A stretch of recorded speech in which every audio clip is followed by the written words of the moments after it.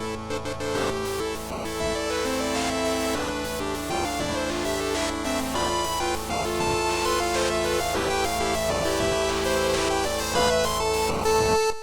and welcome to the Great Game Debate Podcast, where friends come together to talk about video games and our lives. As usual, I'm your host, Kate Barrett Lane, and joining me as always is the godfather of the debate himself, Jonah Gomez. How you doing, buddy? I am great, man. I'm Yeah. repping the August Burns red shirt. I saw them last weekend. It was awesome. Nice. Hung out with some buddies. We went to a barcade here in Portland called Ground Control, and we Ooh. played some arcade games. Then we moshed like an hour later, so it was Oh pretty man, sick. intense. Sounds awesome, dude. Well, glad you're having a good time this Oh yeah. weekend. And Steven, our man in Australia, the Saucy Aussie himself. How you doing, buddy? Good. I have no adventures to speak of. I've Yeah. been playing the Pokemon TCG with my son like every day. That's Hey, about it. works for me, dude. Sounds fun to me. Very cool. And joined now by our man outside of the closet, Wes Bates. How you doing, buddy? You got some random video game trivia for us this week? I do, but we got to work on my nickname I because know. people aren't going to understand the reference anymore. The new fans that don't know about Since the I'm no closet longer days. recording in a closet. Oh, But nice No Trigger shirt, by the way. I just noticed that. yeah, thank you. I do have some hot video game trivia this week. It's all about Metal Gear Rising Revengeance. So I was doing some research and I found in Japan, there's a DLC. The DLC is available in the US, but this part of the DLC is not available in the US. Part of the VR missions DLC for that game. In Japan, it gives you a new weapon. I think it's called the Snake Spirit. It's Oh no. Yeah, it looks like we're losing you for a minute, Wes. We'll come back around to you. Let me introduce our guest for this week, Mr. Eric Van Allen, writer from Destructoid and panelist from Blood God Podcast, Acts of the Blood God Podcast, which I'm a big fan of. And how you doing this week? Hi, hello. Yeah, I'm Eric. I'm all over the internet because I just cannot rest ever. I have to be everywhere at all times. So I'm here. I'm awake and I'm ready to debate. Ooh. Very cool. Glad that you had some time to spend with us. And let's swing back over to you, Wes, if you want to hit us again with that Metal Gear trivia. Thanks. Sorry. So there's a DLC for Metal Gear Rising Revengeance in Japan. It gives you a wooden sword called Snake Spirit, and the sword has a voice. It's voiced by Snake's voice actor in Japan, Wow. and it comments on your actions as you play through the campaign. And I just think it's really that we never got that part of the DLC, because it would be awesome to have David Hayter just like voicing like the voice of a sword, of riding the sword as you go around and just beat the hell out of everything. Mm-hmm. That's incredible. I'm surprised I've literally never heard that before. That's a great piece of trivia. So appreciate that, Wes. Well, thank you all for showing up, and I hope you stopped by your Gundam hanger on the way in and picked up your beam sword, because it's time for the icebreaker. Okay, so Eric, being a panelist on a podcast that almost exclusively discusses JRPGs, among other RPGs. I have a question for you. What do you know about a little-known PS2 Oh my god, era here we go. JRPG published by Square Enix, developed by Tri-Ace, called Radiata Stories? I always call it Radiata Stories because I'm Texan and I have like a tendency to mispronounce everything. Just add like too much Southern twang on it. I called the band Bon Iver for a long time instead of Bon Iver. Love it. Yeah, Radiata Stories. I've heard of it. It's one of those ones like when I was younger and I would go to the local video rental place. I would always just go browse among the titles while my dad went and got whatever movie he wanted to rent or whatever. And so I like can picture so many of those PS1, PS2 era games. just like up there. And I feel like that is one that is popping in my mind because there's also a FromSoft game from that era that like I always remember just the box art from. I never rented Eternal it. Ring or some crap. Yeah. Yeah. The old FromSoft that nobody remembers. They just Exactly. think FromSoft like emerged with Dark Souls, but no, they were doing some wild stuff before then. I have heard of it. I have not played any of it. Caden, Well, this is it's a really a first for day you. for, This is the first person that's heard of Radiata Stories. Yeah, I should take it bad or good for the fate of Radiata Stories going forward. It's one of my favorite games, Eric, and it's just one of those games that it feels like it came from like the Berenstein Bears universe where like nobody's heard of it. So, it's what it is. This is my personal recommendation to you to give it a shot sometime. It emulates pretty well on a PS2 emulator on the PC, but yeah, check it out. Shout out so- to a friend of the show, Brad Russell, who actually started Yes. playing the game. Oh, really? Oh, wow. Yeah. I think there's a petition going to port Radiata Stories to modern platforms that has like 5,000 signatures or something. There's Oh wow, dozens the of us. entire How many of the those are your entire fan base. signature? Just- Yeah. Yeah. Cool. Well, that's my icebreaker. Just plug in Radiata Stories shamelessly as I usually do. But yeah, so we'll get into our little interview with you, Eric. So our guests who don't know you can get to know you a little better. But yeah, I guess your main things are being a panelist on Axe of the Blood God podcast and writing for Destructoid. Do you want to give us kind of a little crash course on how you kind of ended up in video games journalism? Oh Lord, I'd love to because sometimes I don't know how I ended up here. It's kind of a funny story. I went to college mostly intending to do sports broadcasting in some manner. I actually did a lot of work in like sports featured filming and stuff like that. Some very like wanting to be 30 for 30 type stuff.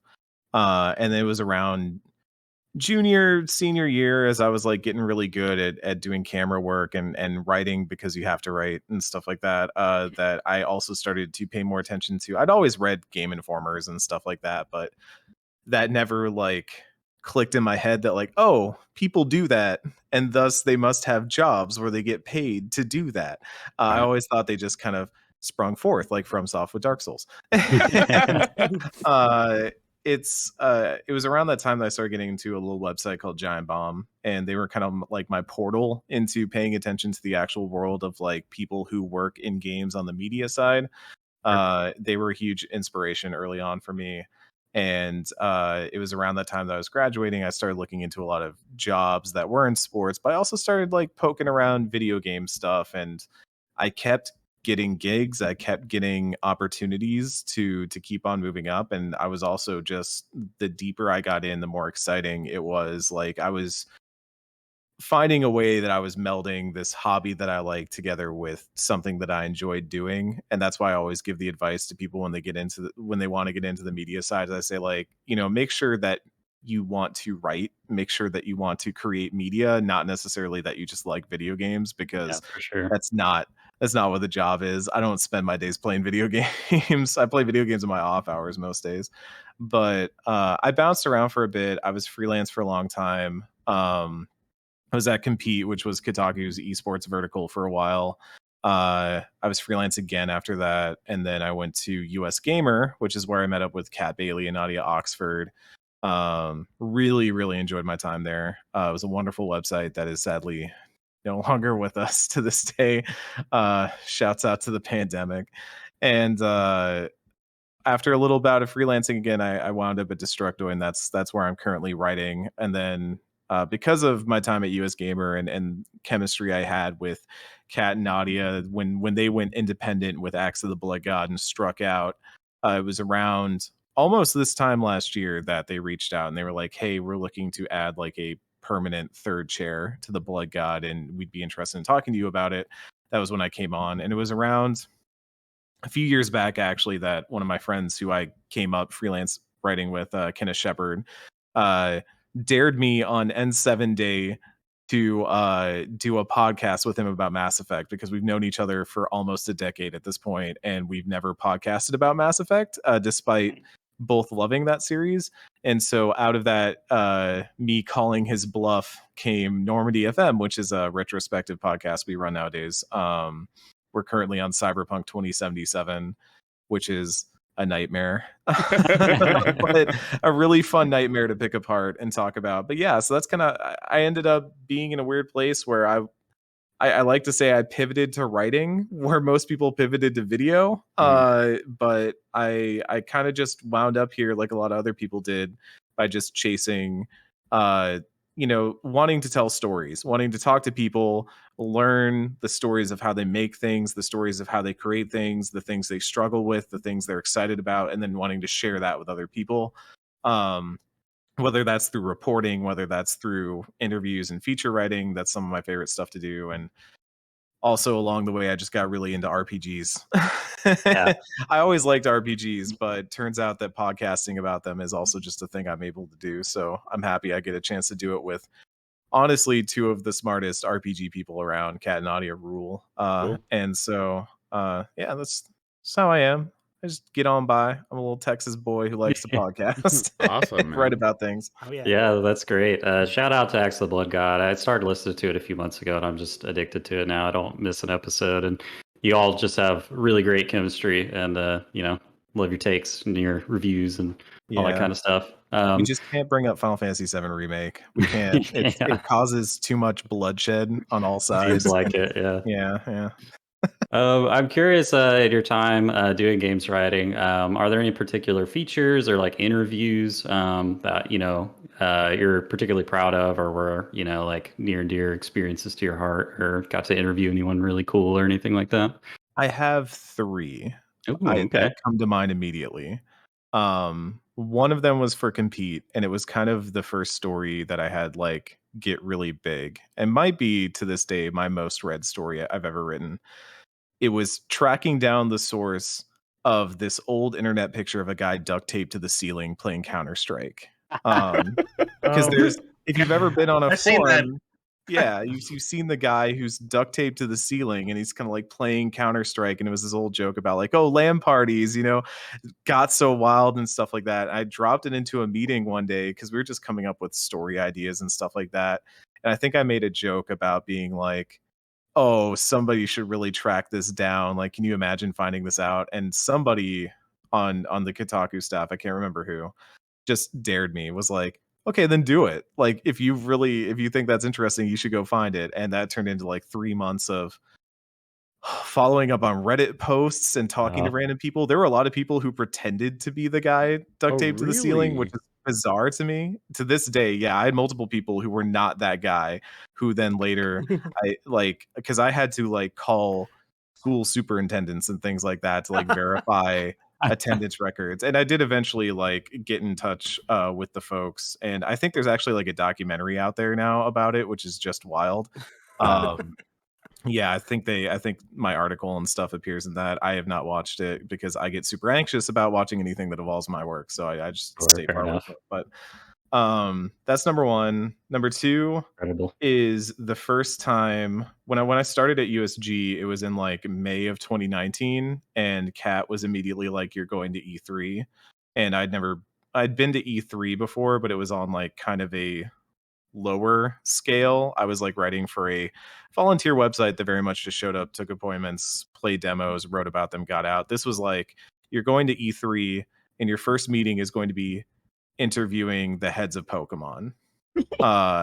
And so I went in there, and this was right after they had just announced that Sword and Shield would not have the national decks. It would only have the Galar decks, which that was a riot.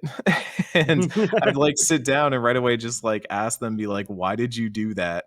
And why I had to be one of the first people in there asking about it. And so that was wild. That was the same E3 where I interviewed the creator. Same E3 I interviewed the creator of Shenmue, and that was when he told me that they were only like 33% of the way through the story with Shenmue 3. Right. And I was like, oh god. Guys, you had your second chance. Like, let's wrap it up. And then like probably my favorite thing I've ever written was near the end of USG. I wrote like a 20-year retrospective on Marvel versus Capcom 2, and I talked to a lot of Ooh, the Oh, players wow. who were in that scene, cool. and kind of basically wrote about why, because that game had a resurgence, and there are like obviously people who still care about it. This was actually, it was published before Max ever did his whole free MVC2 campaign and all that, but there were still a lot of people who were passionate about it, who competed in it, and I wrote this. It's called, I think, like 2 decades later, there simply can't be another Marvel versus Capcom 2. And I still really like that piece. It was a good one, and Cool. FGC folks are always really fun to interview and talk to. They do not hold back. And they they're also, they have a legacy, and I think I like that a lot. Is there's a lot of like legacy in those fighting games that you don't have with a lot of other competitive games that are Yeah. much more like uh dependent on recency and new games Like and the Call of Duty. excitement. But, like, Yeah. yes, yeah, like you don't, I'm sure someone out there is probably mad at me about this right now, but like Street Fighter has been happening for years, and there's like very much a culture around what Street Fighter is, and it was never too intrinsically tied into the idea of like this corporate production of esports that is usually pushed these days, of like big stadiums put on with huge sponsors. But like FGC has its roots in the arcade, and people just wanting to show up and put a quarter on and say, I'm the best, I'm going to run this cab, let's see anybody try to stop me. And that has persisted all the way to Evo and stuff like that. And I think that is really interesting and cool. I tried to capture some of that with the MVC2 piece. Okay, That sounds so awesome. Yeah. with you bringing up Evo, I kind of wanted to talk about your experience with like esports and stuff, since you used to like write about it. And Evo was what, last weekend or last week or whatever. So Yeah, last weekend. I don't know what time it is anymore. what's your you said you started out writing for like esports, or writing about esports and stuff, like Yeah, what was yeah. that like? It was interesting. I don't really do it that often anymore. For a lot of different reasons. I found that I just like games writing a little bit more, but it's too many reasons to go into. But I do think like FGC is one of the places I do keep up with, because I like watching fighting games a lot. And Dota is the other one, but I'm also Okay. like kind of a lapsed Dota player at this point. Not compared to years ago where I had like thousands of hours in Dota. But there's something about the storylines that has always interested me. I think that was my sports experience coming in. Okay. Like another one of my favorite pieces I wrote was for Waypoint, and it was about the history between Sonic Fox and Goichi, which was Okay. this huge rivalry that formed the basis of the first year of Dragon Ball Fighters. So Dragon Ball Fighters comes out as the hottest thing, and immediately there are two players climbing to the top of their scenes in their respective regions, and they're calling each other out. They're explicitly being like, we're gonna throw down at Evo, like it's coming, I'm the best in Japan. Like Goichi, I think Sonic Fox might have drawn first blood. Sonic Fox, they were up there on after winning some tournament, and told Goichi, Ome wa Mushinderu, which is that line from Fist of the North Star, like you're already dead. Oh man. And Goichi like responded back with another tournament win, was like, I'm like, no, I'm getting you. And there was very much like a rivalry that formed between them. Of course, it went to Evo, it went to the grand finals, it was on the big stage.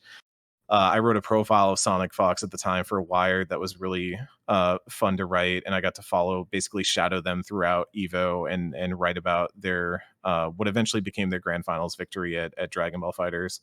And yeah, I think that was some of my favorite writing of all time, was like following that early DBFZ scene, because it was so much like all these people coming in from different scenes with their own storylines, with their own like, this is a completely new like level playing field. Everybody's got something to prove, and everybody wants to prove it. And so they're all showing up, and there's that mixture of bravado and expression where they want to like, everybody has their own team and their play style, and everybody's just butting up against each other, trying to become the best in this new game that everybody's excited about.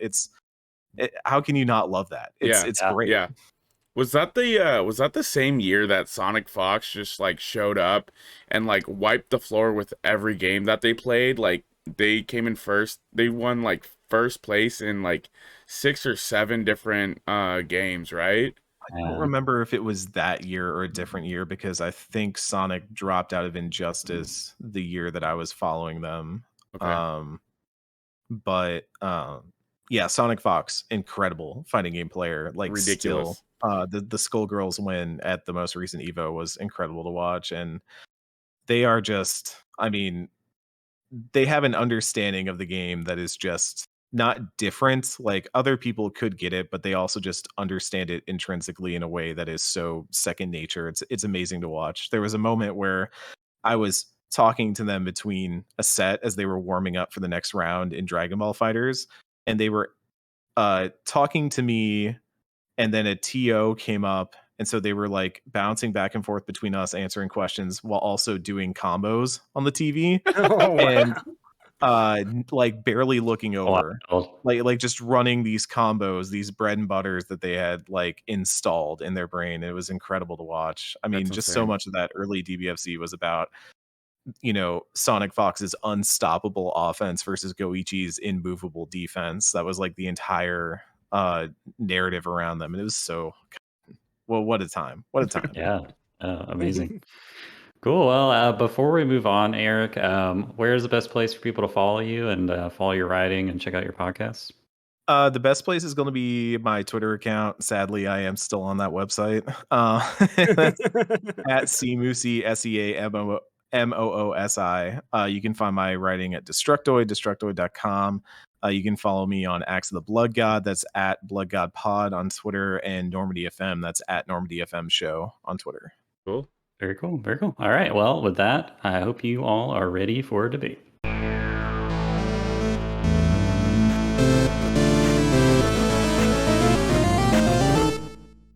Welcome back to the debate. This Whoa, week... debate? No, hold on. This is not a debate. This is a battle of the bands that we are throwing down right here. Rock v rock, guitar v drum. I don't know. What's a guitar? I just made that up here.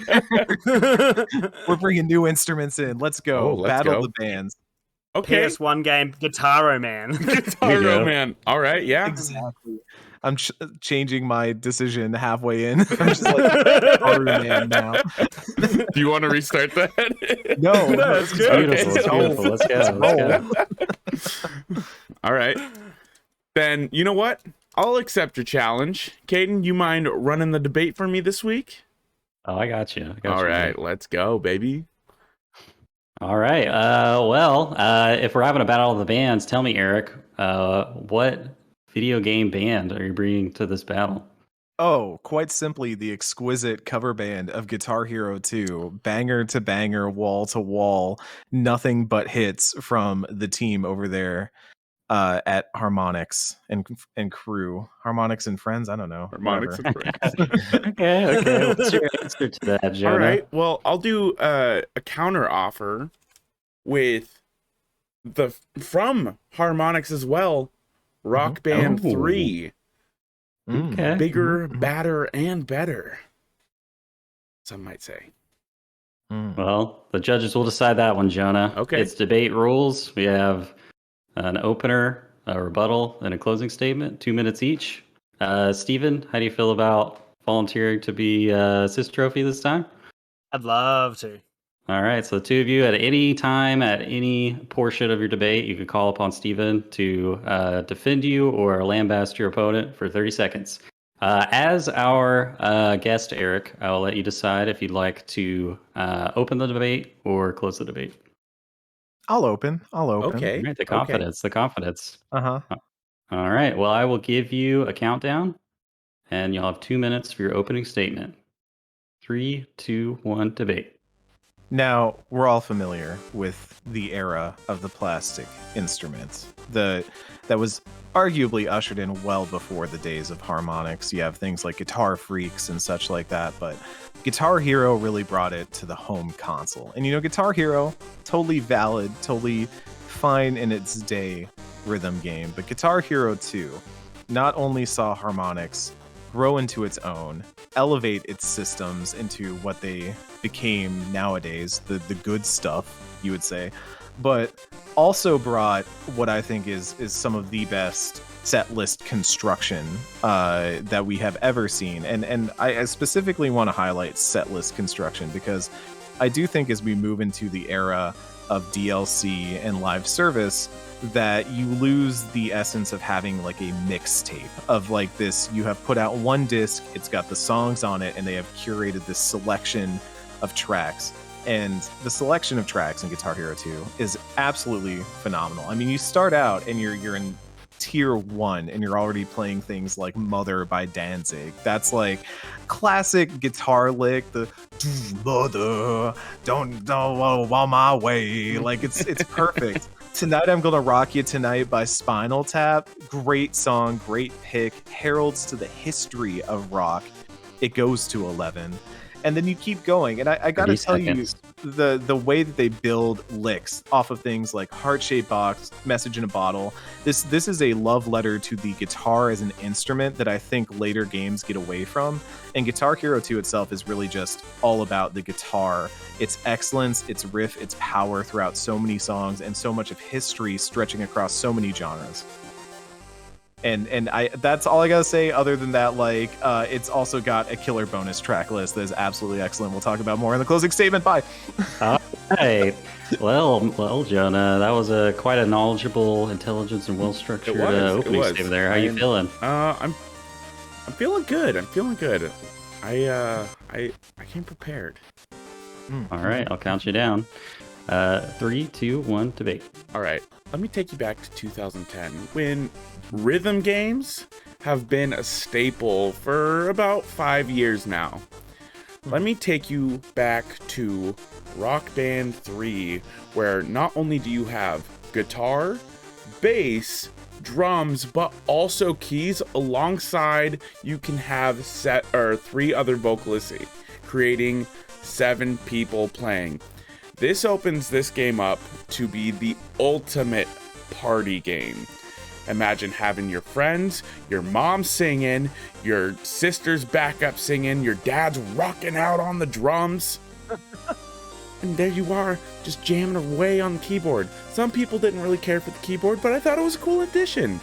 That being said, Rock Band needed variety in its set list. Having things from Amy Winehouse to Elton John, Saturday Night's All Right for Fighting. We got a wide range. We have Elton John, Foreigner, Hypernova. We have like foreign bands like we have a song Du Hast, which is all in German, and Oh Mi Amor, which is all in Spanish. Like, those songs are excellent. Now, that being said, there's one song on here that I will go into in my rebuttal because I've got a sweet treat for you guys. And I will concede the rest of my time. All right, 10 seconds on the clock. Let's see here. I have that All 10 right. seconds. I was getting way ahead of myself. I've got so much information that I want to throw out. And I'm like, this is just the opener, Jonah. Slow down. I had to slow down. All right, seems like you got Jonah a little bit rattled there, Eric. Are you feeling confident going into your Not rebuttal? rattled, excited. Oh, absolutely. I'm feeling great. Excited. Yeah. I'm enthused. All right. We'll give you a countdown. 3, 2, 1, debate. For my rebuttal, I do want to highlight something that you pointed out, which is that Rock Band is absolutely a party game. It is 100% the one that gets the friends and families all around. I've played it at many parties, had a blast.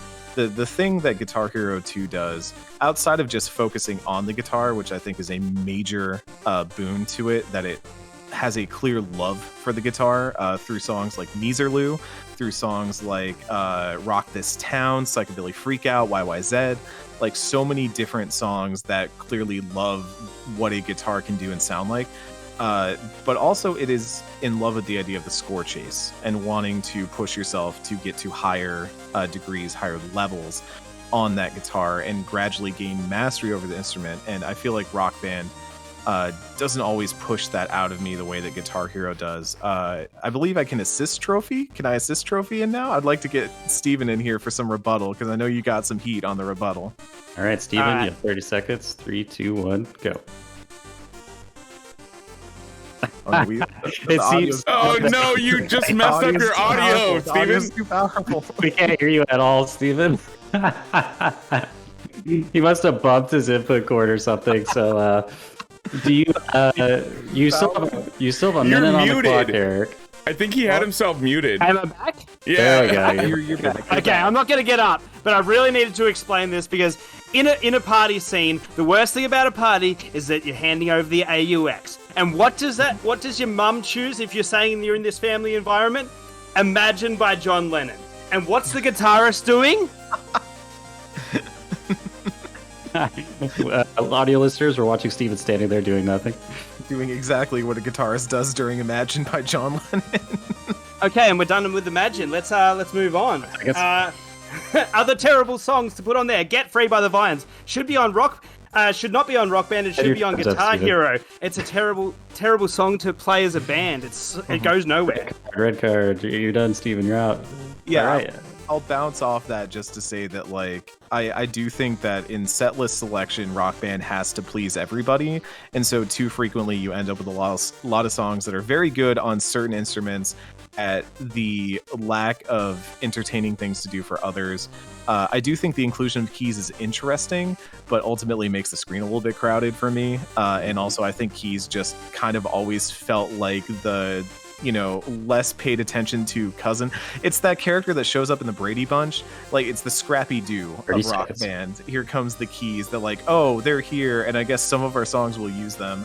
Whereas, like, Guitar Hero is so focused on just giving you a guitar experience from top to bottom. And it's got Freebird. Freebird is honestly underrated. It used to be overrated, and now I think it's underrated, and it is a banger of a song, and we should recognize it as such. I see the rest of my time. All right, 2 seconds on the clock. Reset that. How you feeling now, Jonah? Oh, I'm so happy with the way you ended your rebuttal. Uh-oh. Oh, Yeah, that's I'm in the water. so ready. I go to bat for Freebird every day of the week. Okay. They've both got Freebird. Oh, It man. has Yeah, Are you kidding me? Go for the debate. Save it for the debate. All right, Joe, I'll count you down. 3, 2, 1, debate. So let's talk about Freebird. While Freebird has fantastic guitar in it, how does the song open? Oh, you might say, with keys and an excellent keyboard part with just the nice, delicate touch of drums in the background while that guitar is coming in. And guess what? You get to sing the lyrics of Freebird and have that score chase that you were talking about with your voice, with drums, with keys, as bass. If you want to play bass in Guitar Hero 2, you have to play with 2 people. And I know a lot of people are like, well, bass isn't that fun. You don't understand music, my friend. Bass is everything. You can play bass from the get-go with Rock Band. I love bass. But I'll stop, going after Freebird on Guitar Hero 2 because it's clearly the less superior version of the song because you can play all parts in Rock Band 3. But have you ever... It's making me laugh. Have you ever stayed up till 4 a.m. playing Rock Band and having your grandma slam the door open telling you to quit playing the damn drums because I'm trying to sleep? If not, that's because you haven't played Rock Band 3, and that is what Rock Band 3 means to me, baby. I will concede the rest of my time. All right, about 5 seconds on the clock. Oh, wait. Steven, go. I forgot I had my assist trophy. Okay. Why would you put Deep Purple into Guitar Hero and choose Hush? One of their objectively worst songs from the worst era of that band. In contrast, you have one of my favorite songs in Rock Band 3 from Slipknot, Before I Forget. An absolute hard rock masterpiece. Also Space Oddity. Smoke on the Water on Rock Band 3. Sorry, 5 seconds. Saturday Night's Alright, Power of Love, No One Knows, Misery Business by Paramore. Let's go! All right, it's getting a little spicy, a little bit heated in here. I'd like to remind everybody to try to maintain sportsmanlike contact. Oh, yes, of course. All right. How you feeling, Eric, going into your closing statement? I feel great. I feel fantastic. All right. I just want to shout out the freaking bass licks at the beginning of like the City Escape song and like Sonic Adventure 2. It's like See, you appreciate how good bass is and how it's needed for music. All right, Eric, I'll count you down. 3, 2, 1, debate. I do appreciate bass. You know, that's why I play bass on John the Fisherman by Primus, because it's a fantastic bass song and, just spectacular to run through. And I find it interesting you highlighted Freebird, because when everybody thinks of Freebird, they obviously think of piano and singing and not of the absolutely intense guitar solo that takes up half of that song. So I'm glad you really highlighted how much everybody loves one specific part of that song and wants to air guitar. Nobody air vocalizes through Freebird, but I will say this: Guitar Hero 2 has an absolutely spectacular soundtrack top to bottom, because it spans genres, it spans bands. It's got, we haven't even talked about the bonus tracks, which is where I think Harmonix does some of their best work. They put in some incredibly good deep cuts. Things like Less Talk More Rock by Freeze Pop. They got things like Push Push Lady Lightning by Ben Camaro, 6 by All That Remains, which is honestly one of my favorite songs in any Guitar Hero game ever. And again, I keep coming back to it, but it's the construction, it's the way they take you from top to bottom. It is about building a mastering guitar. And you talked about having grandma bang down your door. Well, I remember going to Disney World and smuggling a PS2 and guitar with my friends so we could stay up all night. And I played medium and my friends played expert, and they made me play on expert so that way they didn't have to play on lower difficulties. I learned how to play expert guitar in a weekend at Disney World. And that is the experience of gaining a mastery that you're not only excited to show off and compete and show to others by going to the arcades and playing all those weird Guitar Hero machines that have way worse guitars than the ones at home, but it is something that you can feel like you have gained mastery in and that you have been led to. And I think the systems in Guitar Hero do an incredible job of getting you from level 1 to level 9, I think, 8. It was 8 in Guitar Hero 2. And again, just incredible song selection, incredible top to bottom, unlockables, cosmetics, so much stuff that you can do, and it's all in one package. And I think that's where it really goes for me, is that Guitar Hero 2 in and of itself is a solid package and harkens back to that day when you would get something out of a box and you were going to experience all of it right there in this amazing thing. So all right. Frog Door. Frog Door. And Thunder Horse by Death Clock. Oh, damn. Okay, Jonah, I will count you down for your closing statement. Yep. 3, 2, 1, debate. All right. I like the points that you brought. You are absolutely correct. My biggest enemy in this debate isn't necessarily you representing the game. It's the game itself, because it has so much nostalgia for it from everyone. Everyone's played Rock Band or Guitar Hero 2, but only the diehards have played Rock Band 3. And that being said, if you're talking about like the set list itself, even with all of the bonus tracks and DLC from Guitar Hero 2, it still doesn't amount to just the base set list of Rock Band 3. And if you include the DLC from Rock Band 3, it's over 2,000 songs, including every song that is on Guitar Hero 2, including the bonus tracks. You can play it all on Rock Band 3. You can play all the songs from Rock Band from Rock Band 1, 2, and 3, because if you have those games, you can port those set lists over to Rock Band 3, and I'll play them on Rock Band 3 with the additional 2,000 songs that they had as DLC. Now, I understand, well, it could be quality over quantity, but you get the quality and the quantity because all those songs are excellent, and I'm just gonna leave it there. 30 seconds on the clock. That's wild. All right, how about wraps up the debate? I'm curious, Steven, what are your thoughts? Which way are you leaning on this one? Can I have just like 5 seconds to call out some extra bangers? Yeah, Sure. Yeah, absolutely. So Guitar Hero 2, Carry On My Wayward Son. Yes. Dead by My Chemical Romance. Yes. Oh yeah. Such a banger. Obviously Freebird, Heart-Shaped Box. Killing in the Name of. Come on. Monkey Wrench, Sweet Child of Mine, The Trooper, War Pigs. Oh, and yeah, and then my bonus song was Trogdor.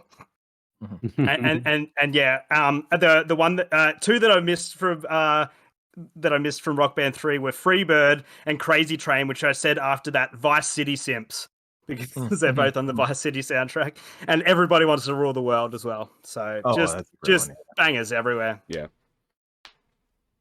All right, and which debate are you giving your vote to this week, Steven? The debate I'm going to give my vote to is going to, surprisingly, I definitely think that the Rock Band 3 set list is stronger, but in the opening statement, Jonah sort of lost his train of thought in the middle. He was grasping at what the songs and bands were, and he didn't have them locked and loaded. So I'm giving it to Eric because he had those specific call outs to go with, except for his pronunciation of Primus. This is whatever. Whatever. Fair enough. Well, yeah, for myself, just kind of the logistical points I took away from both debates was, well, growing up, I'm from a family of 4 brothers, so there's 7 of us total, including mom and dad. And if I'm going to be playing either one of these games, I'm probably not going to just be sitting around in my room by myself trying to get good at guitar. It's probably going to be a party game, So, but the extra instruments available, the massively larger library on Rock Band 3, that's probably the one that I'd lean towards. But at the end of the day, the community decides the winner. So we'll have to check in next week to see which one of you gents have won. But you both did an amazing job debating. I appreciate your efforts. And all right, and with that, we will check in with our results from last episode, where we had friend of the show, Kevin, on. He's at Tongue Surgery, pretty much anywhere you can find him.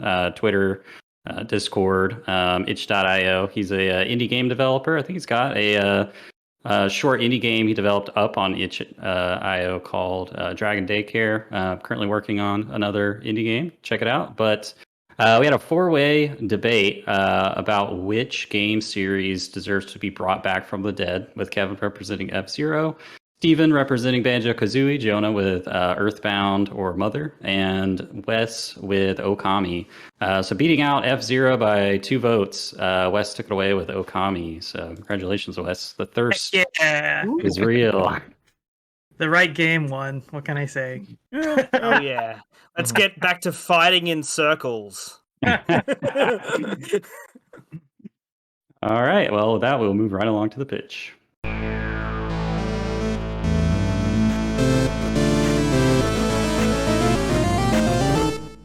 All right. So this week, just a reminder for the pitch. A few of our panelists will have 2 minutes to give an elevator pitch for a mystery game. And based on the pitch, the rest of the panelists will decide whether or not they will buy the game, and then the game will be revealed. So I believe this week, myself, Steven, and Eric will be pitching. Steven, do you want to go first? Kind of show Eric how it's done, so he's new on the podcast? Yeah, okay. I'm never good at these. I usually get no one picking them up, so learn all of my best qualities. Hey, Steven, this time maybe not pitch a book. Hey, it's a fucking good book. Wait, were you the one who pitched the book called Dungeons and Dragons 5th edition? That is still a game. Okay. Interactive novel. All right, Steven, I will count you down as you make your way to the pitcher's mound. 3, 2, 1, pitch. Well, Pitcher's Mound is a really good way to describe this game. And it will probably ostracize people straight away. This is a town management sim that is super addictive, where you get to control a school and raise the kids and see them graduate, all while trying to make the best baseball team in the country. It's so ridiculously addictive that I just play it until my Switch dies, and then I go, okay, it's time to go to bed. Yeah, so that is pretty much the basis of it. You're choosing where to place,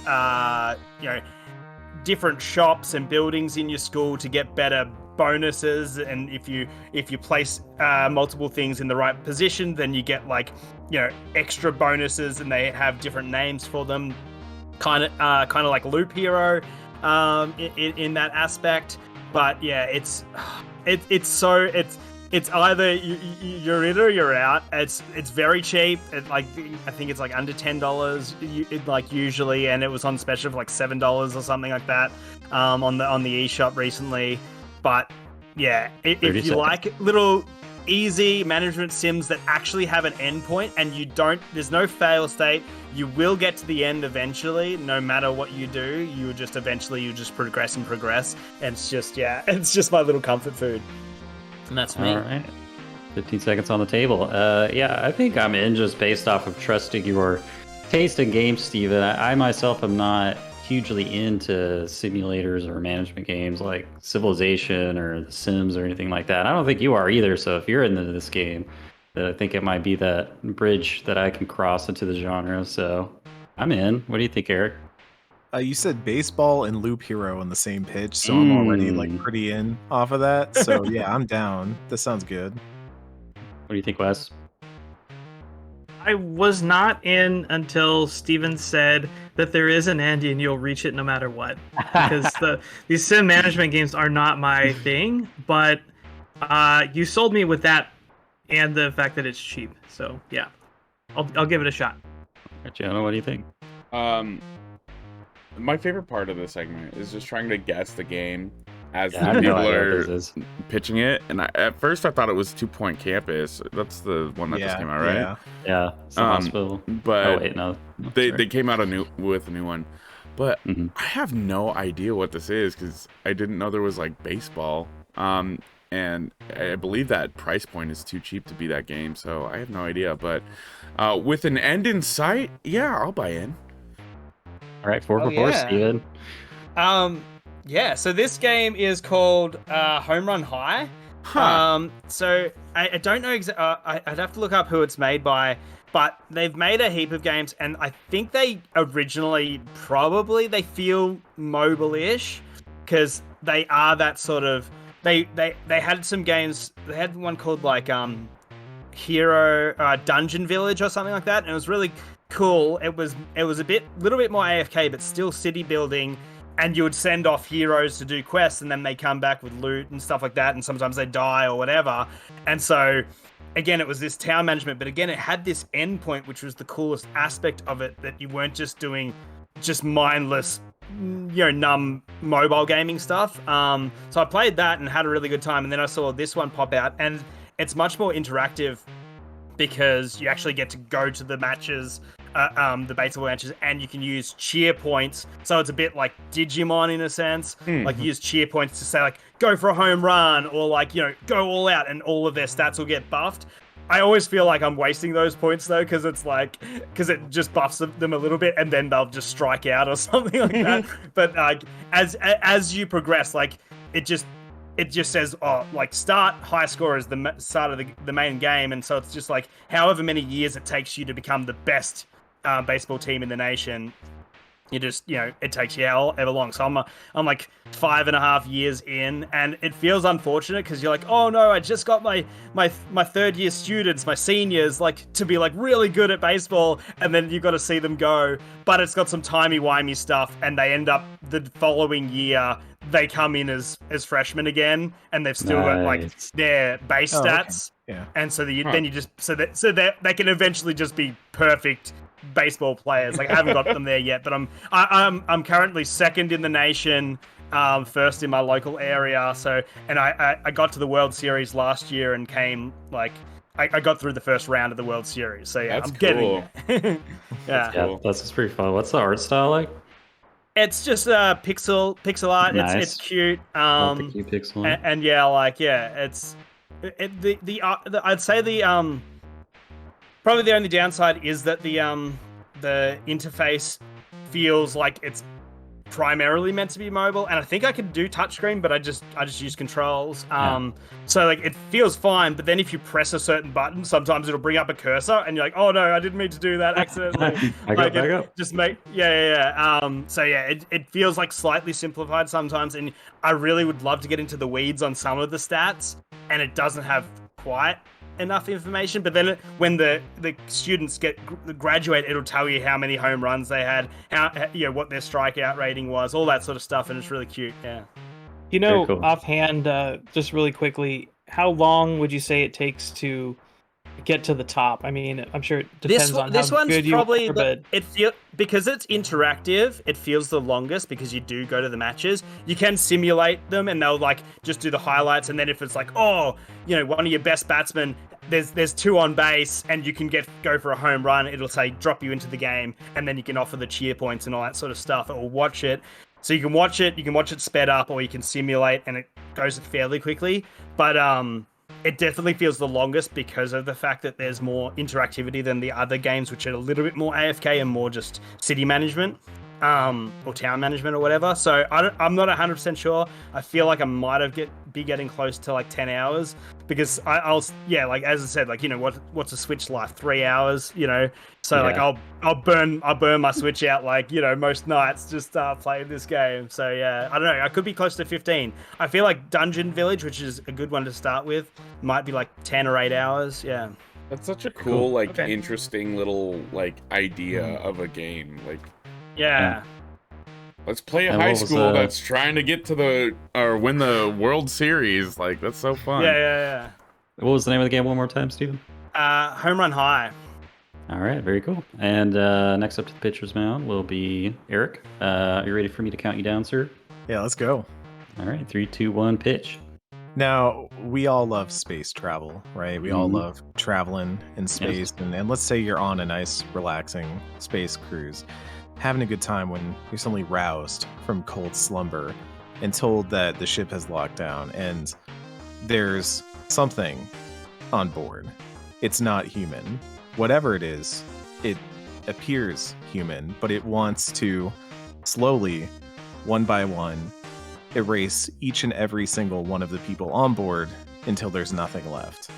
And so now, using just the capabilities that you have at hand, your ability to deduce, your ability to read and interpret and talk to other people, you have to decide who is the imposter. And I'll go ahead and tell you, this isn't the game you think it is, because this is a single player video game. Oh, This is an RPG in which you must socialize, deduce, and understand, and even grow, because as it turns out, you're not just on board with a bunch of imposters or real people. You're also time looping, and you need to deduce the true nature of what's going on while also trying to make it through each loop. And this is very much a game inspired by the era of visual novel construction, flash game construction, where 30 seconds. stats play an important part. Timelines are important. Meeting correct conditions to learn greater truths about what is going on and understanding the greater narrative. Also, while learning how to read the tells of characters that are controlled by the AI, but are masterfully controlled and have individual tells and abilities. And you have to win debate-style RPG battles in order to discover the real truth and not go into cold sleep in the process. That's my pitch.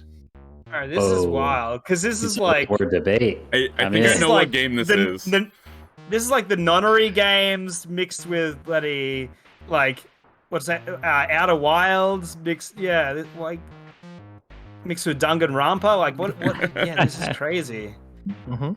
Yeah, I've not heard of anything that I would think that this is as similar to your game, Steven. You guys are blindsided me. I'm interested to hear what you think, Wes, because I'm sure, like the rest of us, at first you heard Amogus and you're like, "Oh, multiplayer, I'm out," and then he said the magic word "single player." So, are you in, Wes? I think I am. I think This I know sounds exactly really what game good. this is. I have an idea. I think I might know what this is, but I'm not really sure. One follow-up question, if I may. I know that's not normal. Is this available outside of PC?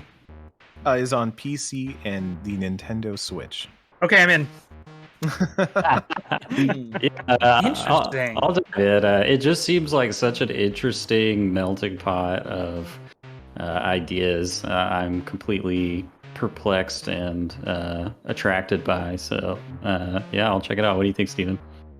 I must say I'm not really much of a vision novel person, but I do like I do like solving puzzles, and yeah, I don't know, this is so intriguing that I'm like, yeah, I'm kind of interested. Yeah, I want to find out what this game is. Think, Jonah? So I think I know what game this is, and I've seen screenshots, and I've heard a lot of good things about it, but it's just something about it isn't catching me. You said it's a pretty text-heavy game. It's fairly text heavy. Yeah. It's not like the House in Fata Morgana or anything like Okay. that, but it's pretty. It's reading largely. Okay, I'm a maybe. All right, you On got sale. 3.5 out of 4, Eric. Time to reveal the mystery game. This game is called Nosia. Gnosia. It Different is than what I thought it was. Yeah, It me is too. an indie video game that launched on the PlayStation Vita as a platform exclusive in Japan from a 4-person Wow. team called Petite de Poto. Became a cult hit over there because it was a 2019 PlayStation Vita exclusive only in Japan. Whoa. But it gained a following because it is such an incredible pitch for a game, and it really is something else. And eventually got ported over to America last year on the Switch, and then later on Steam. It is, I'd say, about like a 25-30 hour game. It is, I think, Nonary Games is one of the best comparison points, but also mix in like it is a debate RPG. So say Phoenix Wright. yeah, a little bit. Like, so you go into a debate and somebody's like, "Hey, you're acting kind of fishy today. What's going on?" And you have stats, so you have like the ability to kind of like you have like stealth, which helps you like keep under the radar and kind of dodge accusations. You have charisma, which helps you like if you point at somebody and you're like, "I think they're acting weird," other people will be more likely to back you up and things like that. And it also does incredible twists on the idea. So to like say you get into a loop, this is an actual situation in the game where someone says, "I've got some information and I'll tell you, but you got to make sure that I don't go into cold sleep." I don't want to go into cold sleep. So you have to make sure not only you get through that loop, but you got to make sure they get through that loop too. So now you're having to kind of build factions and figure out who's cozying up to who, because you have like social time where you can spend with other people and build alliances and social links over these runs. And it's such a cool way of taking what is that werewolf mafia type setting and turning it into like an RPG battleground where everybody's kind of just flinging accusations and you're actively watching like the suspicions shift. And there were so many times where I'd go in and I'd be like, "All right, I want to get this person out of here." So I blame them, and then that person's like, "Me? Why me?" And then someone else is like, "Yeah, why would you get mad at her? You're being real weird." And I'm like, "Whoa, wait a minute." and Hold up. the system's really good too, because it'll even notice like if you're trying to take someone out because they accuse you, it will notice that they're like, "Hey, you're just going after them because they went after you. Like, we think you're being weird now." My biggest question, I just want to throw this out there because it is super interesting, is the fact that, yeah, like, compare it to Majora's Mask or Outer Wilds. What do you keep on a time loop? Do you keep only knowledge, or your is there other things you can keep? Your stats, yeah, your yes. knowledge, and it also, without spoilers, plays into the story pretty heavily that you are time looping, and there may be other people time looping as well. Who can say? Or maybe time looping in different ways than you are. It has that nonary games, like learning something that completely upends your understanding of what the game is so far. I think it flew incredibly under the radar, and so it's one I always like to shout out when I get a Yeah. chance. Oh yeah. Sounds Yeah, crazy. That's cool. sounds great. Oh, yeah. Wes, What's what the game name of did it you? again, and how do you spell it? Nosia, Gnosia, and also the art style slaps. It's such a good art style. Cool. It's very very it good. And looks the music- really manga Nice. inspired. Yeah, Yeah, the very character manga designs look inspired. awesome. If you like, art from like the Nier series and stuff like that, it's in the same vein. And also the music is really really good. If you listen to like the trailer tracks and stuff, there are some incredible musical tracks in there. Yeah, just really good if you like the idea of accusing people in space, and also like what a single player social deduction game can look like. And I really feel like they took that concept and ran with it. The thing in my brain about like the accusing and like getting like people hyped up and everything. The only thing that comes to my mind is the auction house in Wind Waker, and like when you stun people and they're like, oh. Absolutely. Excuse me, is there a dolphin in a spacesuit in this game? It's like an orca whale, or maybe it is a dolphin. I forgot. I forgot what exact animal it is. Is he an anthropomorphic porpoise. I think it's bipedal, like a porpoise. porpoise Yeah. man? Wow, They incredible. are perfect. We defend them, and Okay.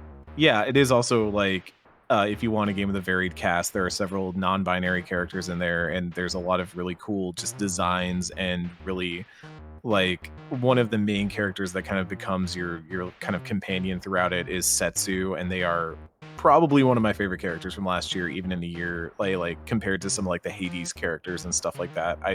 Setsu's great. I love them. So The porpoise character has little robotic hands at the end of Mhm. their flippers. It's just incredible.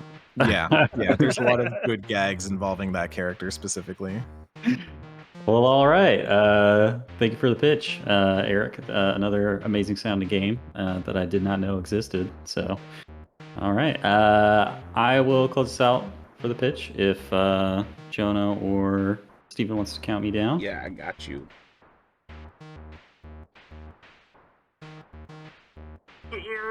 Sorry.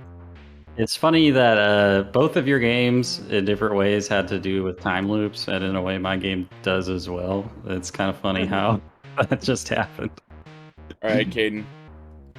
3, 2, 1. Pitch. Okay, so it's the end of an era in Japan. Industrialization is moving in. The samurai are dying out. They're building the railroads. You are a vagrant Ronin samurai, and you simply wander into a town that's in the midst of political turmoil that's coming to a head.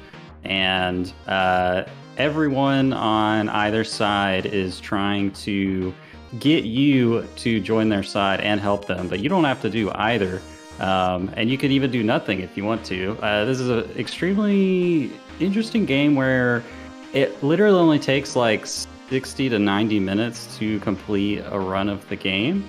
And the game world marches on without you, no matter what you do. So you can literally stand there and do nothing for like 90 minutes and then the game will end. But even though it's so short, it's incredibly dense with things that can happen and like butterfly effects depending on who you interact with or who you kill or who you save. It has a almost fighting game like combat system. You have a katana you fight with, has durability. Your katana can break. You can pick up katanas that your enemies drop because it's, everybody fights with a katana. It's really cool. And when you fight with katanas, you learn 30 seconds. You spontaneously learn new combat moves, and there are unique katanas that like special characters have, and if you get their katana, then there's special moves that you can only learn if you use their katana. And when you start a run over, you get to carry your katanas through with you. But if at any point you die, you lose all your katanas, even if you have not died in several runs in a row and you have like the perfect katana with the perfect moveset. If you die at any time, you just lose it. But really wild game, really wild game.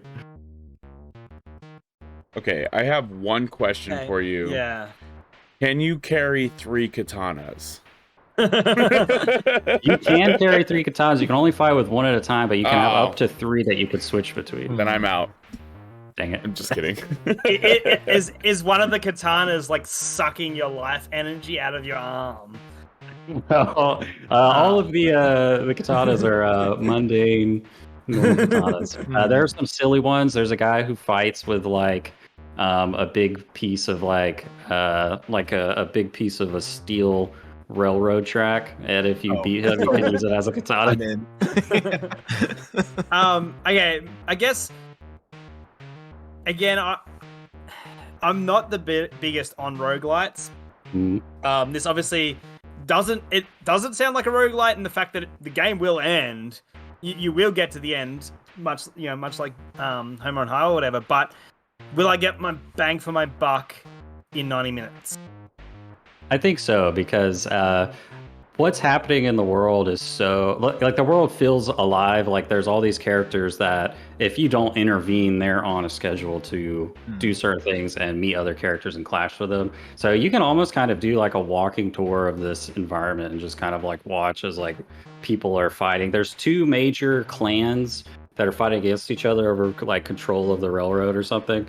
And if you do nothing, then the clans end up clashing with each other. So at the beginning of the game, you're kind of walking through these environments and it's like relatively chill. You might run into like a lady walking, or like you might get accosted by like a group of bandits or something. But at the end of the loop, it's just like all out warfare. And like every zone of the game world has, like 5 to 10 people on either side from both clans that are just fighting and killing each other. And you can just kind of like walk by and see what's happening.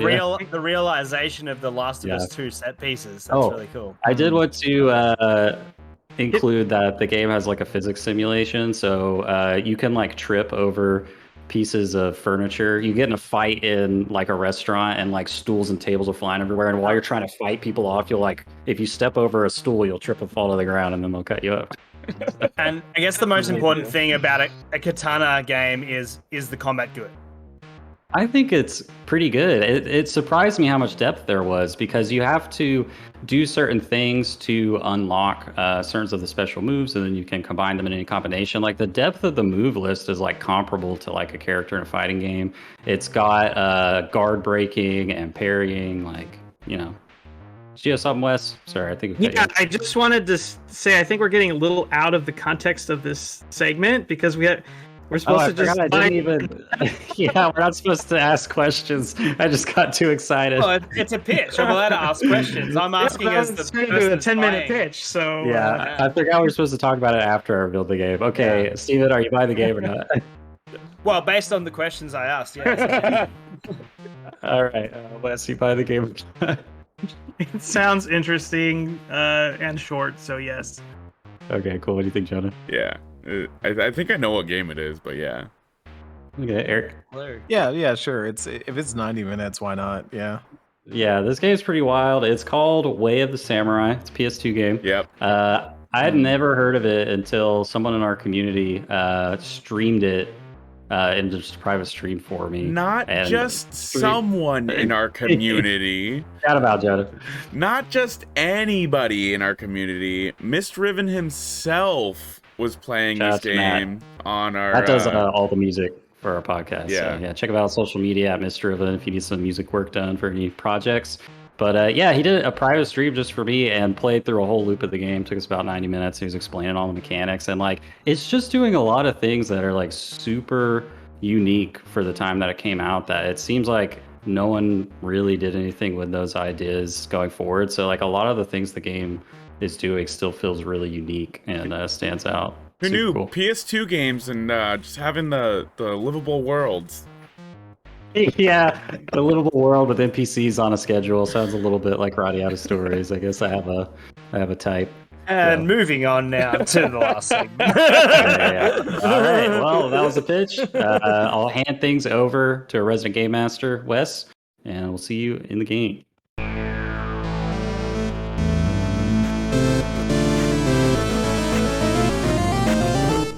It's been a while since we brought this one back, but it seemed like a good time. We're going to be playing Name That Chiptune. So I'm going to be playing you guys some clips from video game songs. The theme here is boss music.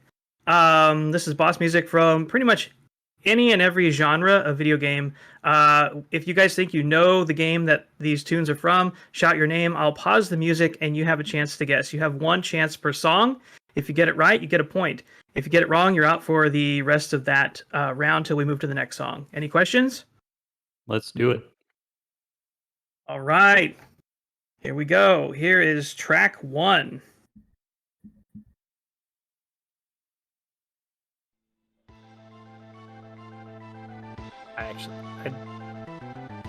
I do know this song. I think I know what this is.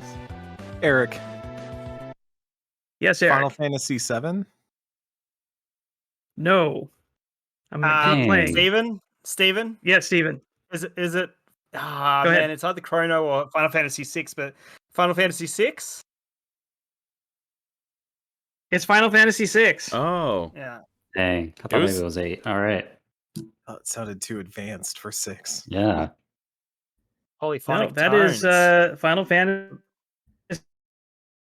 VI. Nice one, Steven. So what is the boss from Final Fantasy 6? All Is it right. just All right. 1 second while I sick. That plays with most of the bosses that you fight in Final Fantasy VI. gotcha? Okay. Are we ready for round 2? Yes. Oh, I know this. Caden. Go ahead, Caden. This is from Metal Gear Solid 2. I believe it plays several boss fights, but notably when you fight Yes, the Fat Man. it is Metal Gear's. Yes. Right, exactly. Yes. Fat Man boss music from Metal Gear Solid 2. Let's go. Hmm.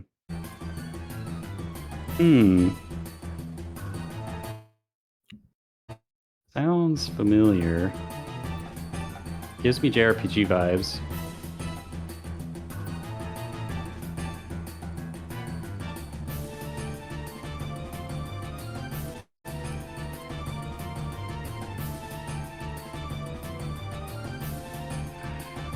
I don't know. It could be like Eric, Go ahead, Eric. is it Grandia? oh. No, it's not Grandia. Sorry. I don't think I even have a guess. Yeah, this one's a bit too. I don't mean to be harsh when I say generic, but it just sounds like JRPG music. Yeah. I'm gonna say it's Pokemon Moon when you fight the This is a big Pokemon game. I'm demon gonna lose thing. No, sorry, it's not Pokemon. It's not from Pokemon. I have no idea. All right, I think we give up, Wes. All right, you guys all lose Oh, the feels game. bad. Sorry. Game over. That's the boss battle music from Chrono Cross. Oh, That's pretty Oh, generic, oh, sorry. I've never played Hey, Chrono call Cross. us out, Wes, yeah. We're all losers who haven't played Chrono Cross. Moving on. Ooh. Oh man. Ooh. I like this. This is some like No, PS2. Banjo-Kazooie Sorry, crap or not something. PS2. Super Nintendo. This was like an N64 like rare game to me. It does. It Mhm. feels rare. But that's why I was thinking like Diddy's Conquest or something. But Yeah. I'm gonna just I'll say Steven MIDI Diddy's trumpet right Conquest. Nope. Sorry, it's not Diddy's Conquest. Good guess. It does have that Donkey Kong vibe, doesn't it? Hmm. I'm sure it's a Donkey Kong game.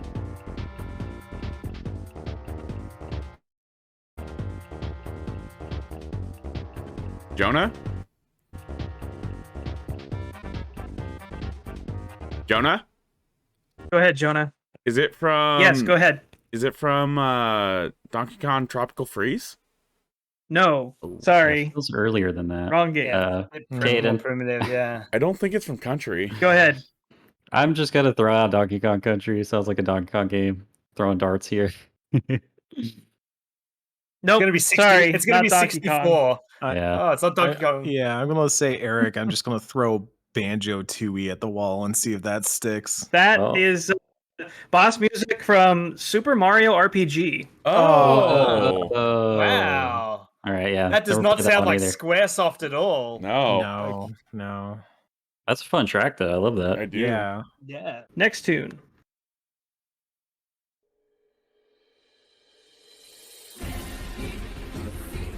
Eric, Okay. Yeah, Eric got it. Eric got it. it's Near I heard Automata. Eric first. It is Near Automata. Yes. The automatic tomato. Yeah. That's a good track. Yeah. Good guess. I'm just sad you got it so fast because it's such a good track. Give us Yeah. like 10 more seconds. Yeah, give us a All little right. more. All right. Oh, all right. The remix of this for the 14 raid is a banger, by the way. Oh, really? Yeah. Yeah. Got that whole made up language thing going on.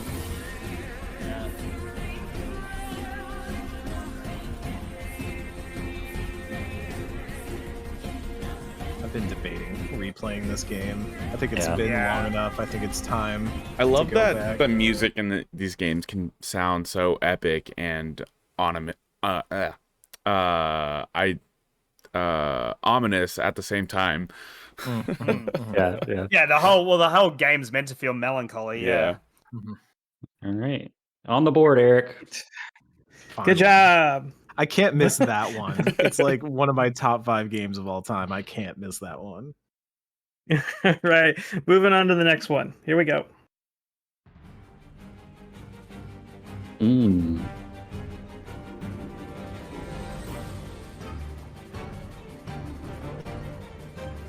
Oh, this sounds so familiar. I don't know, but obviously it's got a nice score. I'm just gonna go with Steven Nino Cooney, Wrath of the White Witch. Oh. Not a bad guess. Good guess, not the right game. Oh, you're kidding me! Kaden. Yes, Kate. Nino Cooney. Do. No, it's not any Ah, Nino Cooney game. Dang it. So is it a level 5? No hints. I've definitely Eric. played this game. Yes, Eric. Is it Blue Dragon? No. No. God. Super deep cut. I'm gonna hate myself All right, because I know I played this. Let it finish playing out. I even feel like I may have heard this recently. This is bugging me. Ooh, I'm worried because I was on a different track, like mindset, and then I got on to level 5. There's for whatever reason, this game has given me like some crazy boss music for like Dragon Quest 11. Mm. It's not MIDI You enough. have a guess, Jonah? Yeah, that Dragon Quest 11. It's not Dragon Quest XI. Ah, Sorry. This is Decisive Battle 1 from Octopath Traveler. No, Oh, God. I knew that. yeah. Oh. Yeah, And feels it's bad. funny because like it's obviously one of the biggest praises for that game, It's the like other soundtrack. than the battle system. Yeah. Yeah. Oh, I know this. Oh, son of a. Oh, yes. Yes, Kaden.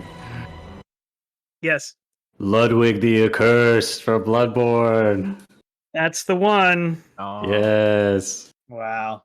That's a great track. That track takes you on a journey if you listen to it from start to end. Yeah, we'll let it play a little bit longer. Yeah. We cut it short. I'm kind of getting like full body chills right now thinking about that fight. My guiding moonlight, you were by my side all along. Oh, and that choir comes in. God. Bloodborne, such a good game. I need to replay it. still I've just kind of been baffles me that they over that haven't 60 ported FPS it. port. Yeah. I know that they're Yeah. putting their games on PC. It's like, come on. Oh, that's a good track. All right.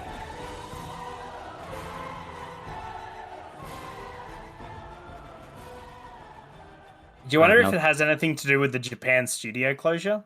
Hmm. Mm. No idea. All right, here it comes. Jonah. Oh, This Yes, Jonah. it's Wind Waker easily. I know it's Wind Waker. I'm trying to think of what I good can't remember catch, what dude. boss it That was is, so but it's fast. definitely Wind Waker. Yeah. You got it out the Wow, gate, man. That was wow. awesome. That's my was on the favorite board. Zelda game. This is the Ganondorf boss fight Yeah. music. Yeah. Oh, okay. Oh yeah. They play it You for wanna listen Puppet to more Ganon of too, it, I or- believe. Please. Give us at least 10, 15 more seconds. All right. Oh yeah. Those horns. God, I love Wind Waker so much, dude. Yeah.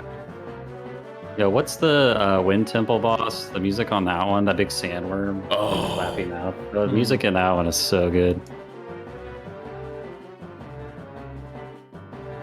Again, port it, please. Yes, Yep. please. We're please. literally on our hands and knees begging and licking your shoes, Nintendo. I would have been really disappointed in myself if I didn't get the Zelda one like immediately. Yeah. Nice one. Yeah. I know Wind Waker plays a lot with like the high horns in their music. Oh, it's so good. So good. Yeah.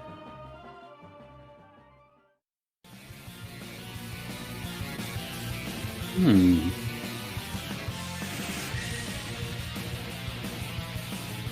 Hell This goes yeah, hard, dude. What the hell?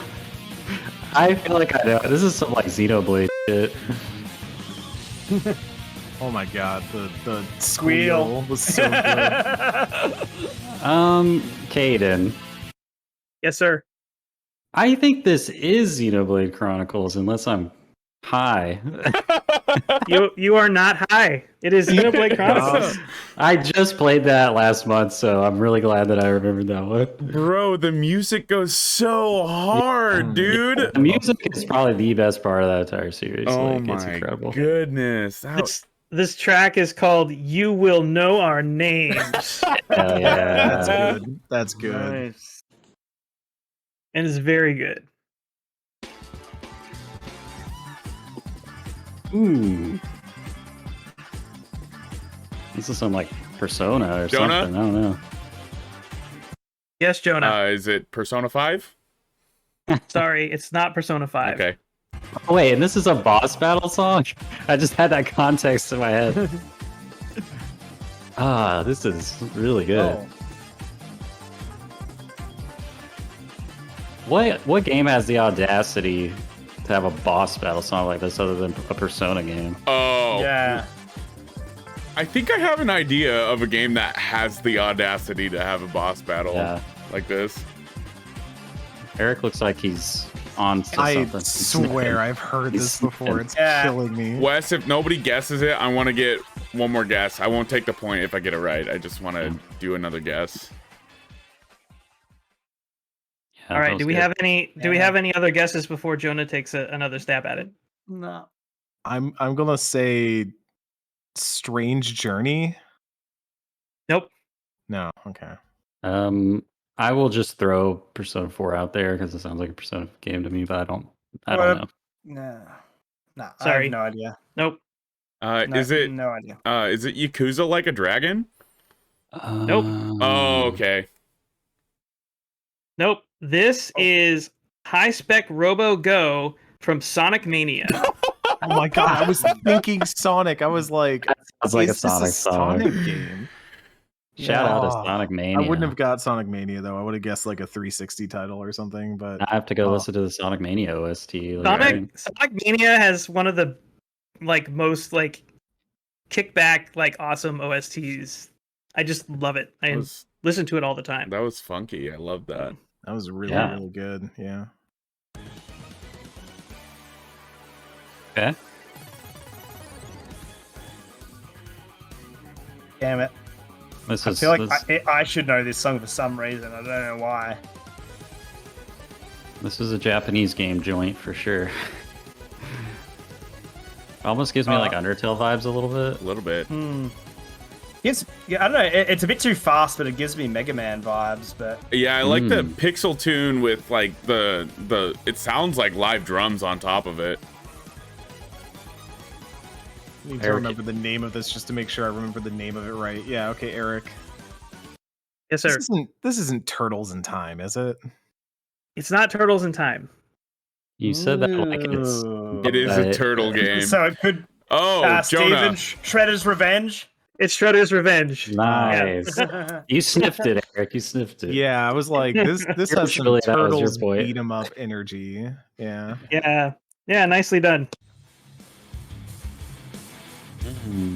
The grunge, the filth. Steven, Doom. Yeah. Sorry, Steven, it's not Doom. Jonah. Yes, Jonah. Oh, you know what? You look like when you heard that first note of that next part. You're like, Yeah, all of a sudden that note hit, and you're like, wait. That the lead notes, break was like way too. The note's chill. too clean Oh, to you be gotta- Doom. Yeah, it's too chill. I Yeah. was gonna say Doom Eternal, but I know it's not. Yeah. Nope, not Doom Eternal. It's too clean. Yeah. This is so. It's 2006. Like, Oh. you know. that little. Oh. Yeah, that's interesting. Eric saying that the keys don't matter. I heard Eric's name. Oh no, we were joking. I'm not guessing. Oh, you're not guessing. No, okay. not yet. Yeah, the keys threw me off completely. Oh man, this needs to be a Guitar Hero song. Yeah. Again, it's like too slow for like F-Zero GX or something. Yeah. Ooh, yeah, a racing game though. You like Sonic All Stars or nah? No, the music on the Sonic All Stars Racing doesn't go that hard.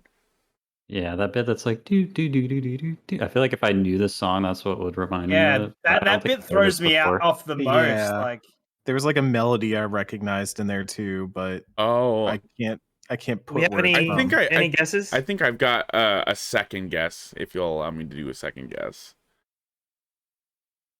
Yeah, I give up. I think Yeah, I've never I got heard this song nothing. before. Is it Bayonetta? Nope.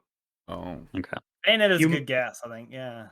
You might be surprised to know that this is the music from the first boss fight in Donkey Kong Country Tropical Freeze. Whoa. Really? What? What? That hard. This is Big Top Bop in Tropical Freeze. Wow. Let's go, Tropical Freeze. wow! Who knew Grant Kirkhope could shred, man? Yeah. Famously said "rip and tear." Grant Kirkhope. He likes the, If you listen to it in full, it gets better as it goes. he likes too. the butt Oh, rock. man. Nice. Hey. All right, we got one left. Here it comes. For the drama, I have 3 points. Steven has 2.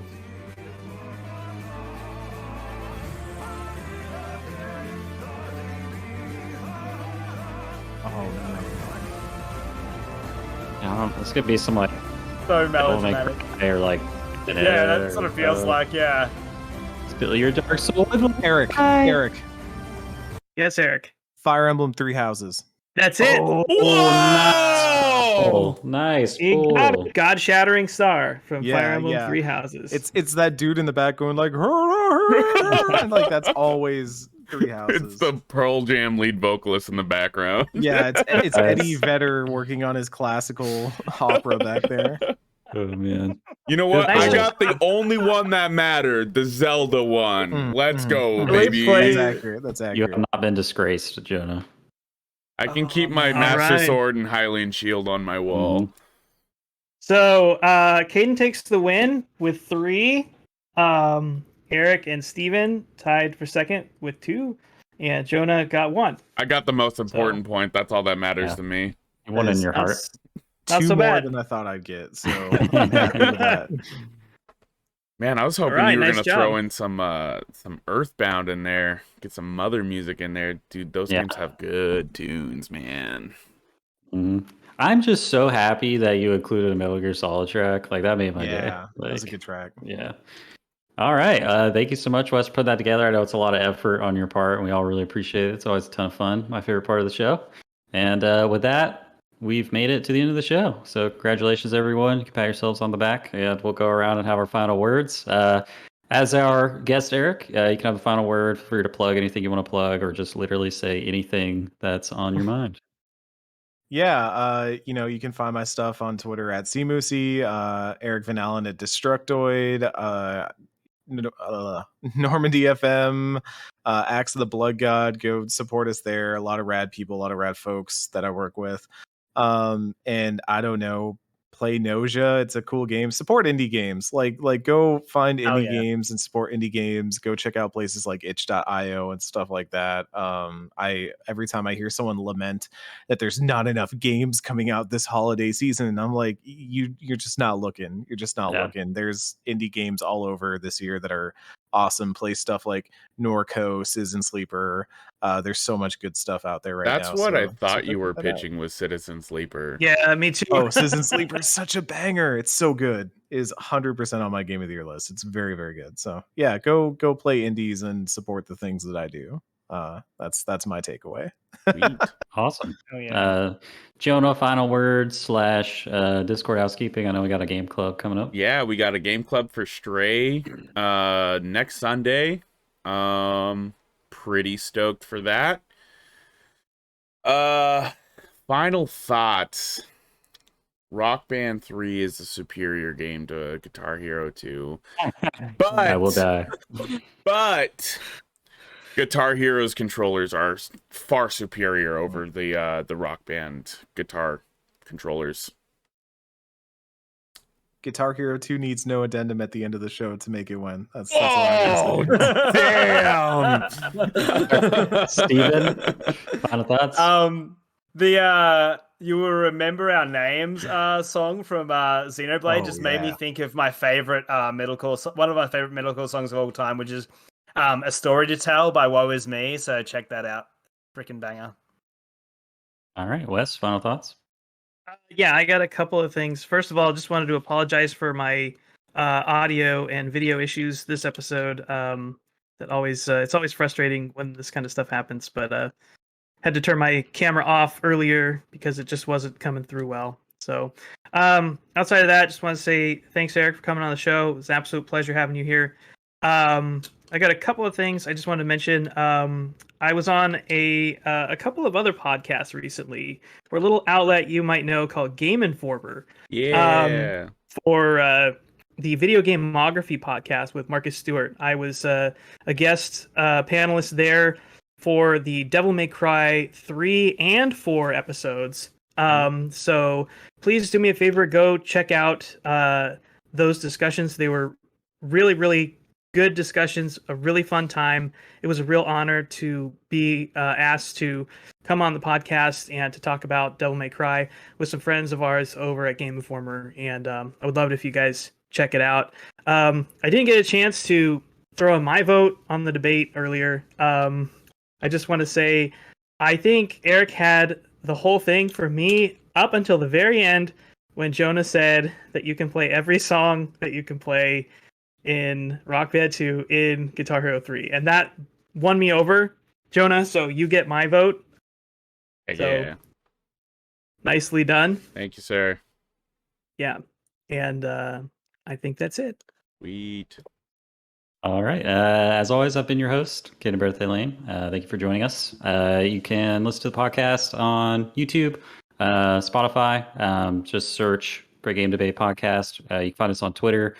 Our Twitter handle is at Great Game Debate, and debate is spelled DEB and then the number 8. And there or any of our Twitters, you can find a link to join our Discord. It's really chill, non-toxic, just welcoming community, talking about video games, comics, music, whatever, pop culture. And, we try to throw out a daily debate. We have game clubs, just really, super chill vibes to meet some cool other people into nerd culture. So my final thoughts are that I was listening to a compilation of final boss fight music from the Metal Gear Solid series today, and on the playback bar on YouTube, they have that waveform that's like Oh yeah. how many people like replayed that section of the video.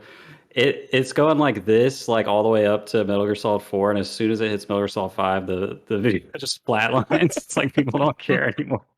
Yeah, so as always, happy gaming. Bye. Bye. Bye.